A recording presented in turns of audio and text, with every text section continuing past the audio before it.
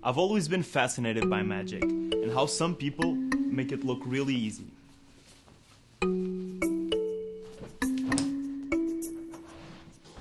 I'm going on a journey to understand just what it takes to be a magician and if anyone can learn the secrets behind the art of illusion.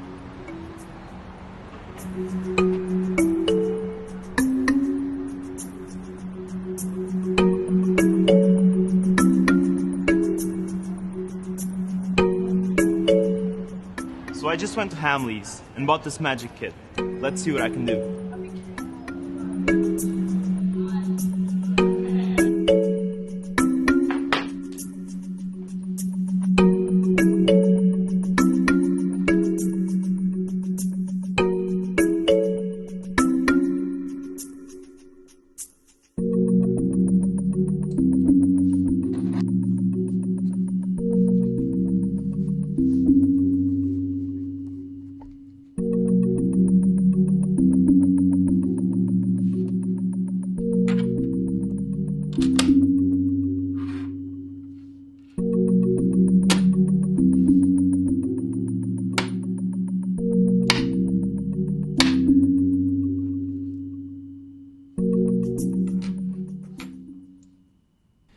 Even after doing some tricks, it just doesn't feel like the real thing.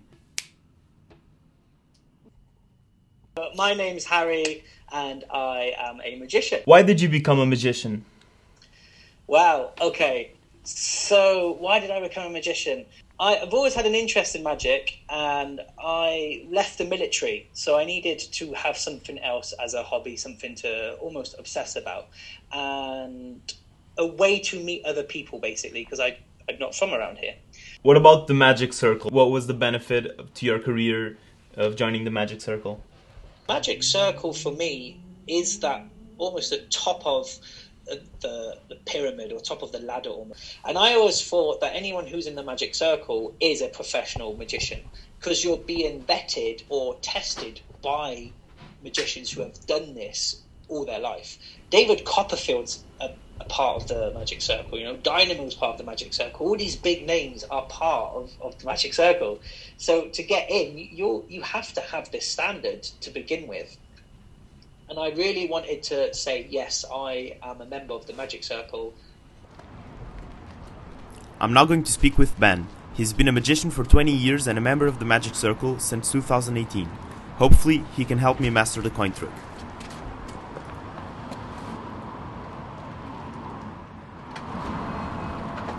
Hey man, how are you? I'm good.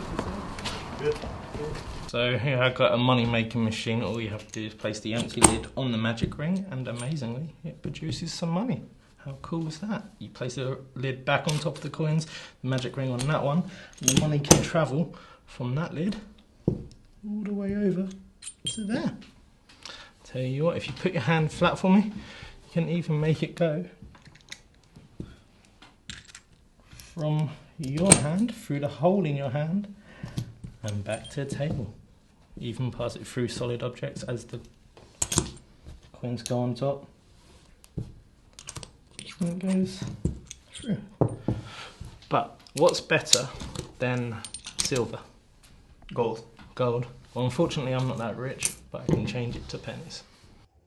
Ben was really helpful on giving me some advice on misdirection and performance to help me master the coin trick. I was also lucky enough to see him perform live in action in front of the public, and I went on to find out his top tip to be a successful magician.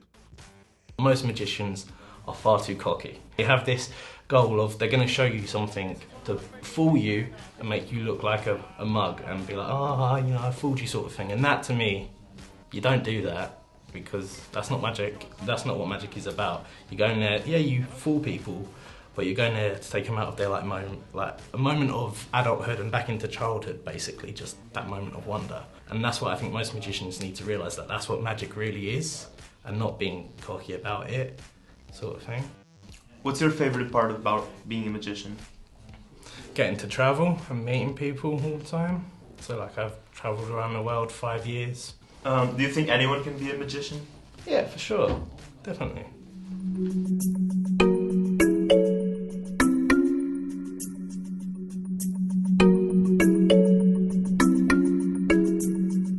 one thing I've always done has been magic, and more I've done it, the more and more I've wanted to do. And I've now gotten to a point where I've thought, you know what, I'm just going to do that because it brings me joy, it brings other people joy, and it's what I want to do with my life. I actually became a full member of the Magic Circle in 1999.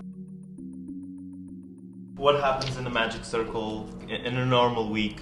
What are the events? What happens here? Sure. So this building that we're in, it's known as the Centre for the Magic Arts.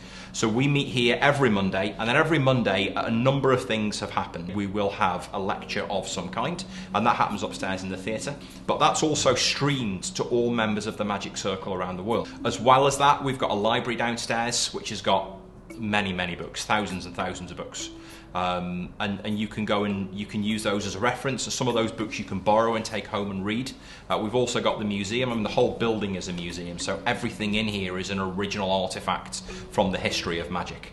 Again, it's lots and lots of inspiration. I mean, I think a lot of people think that the Magic Circle is about keeping secrets, and to a certain extent it is. But really, the Magic Circle is a collective group of people who all have a fascination and a love for the art of magic, who all want to get better at doing that. And that's what it's about. We come here to support each other, to help everybody make their magic better and stronger. What attributes do you think are essential to make a good magician? I would say confidence to go out and perform in front of people is the number one thing. You need to be able to present what you're doing and give everyone the confidence that you know what you're doing as well. You need a bit of creativity, even if it's not in sort of inventing the tricks. You need to be able to come up with your own performance style and find something that really suits you. And dexterity does help. There are tricks you can do that aren't quite so, maybe not quite so technical with your hands, but you do need some skills. So the patience to learn the skills as well is quite important.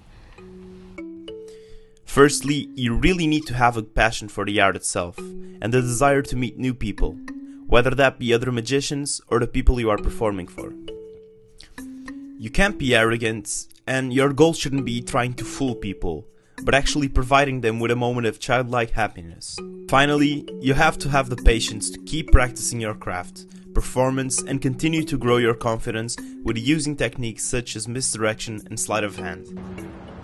I've learned so much on this journey, and I hope everyone learns what it takes to become a magician.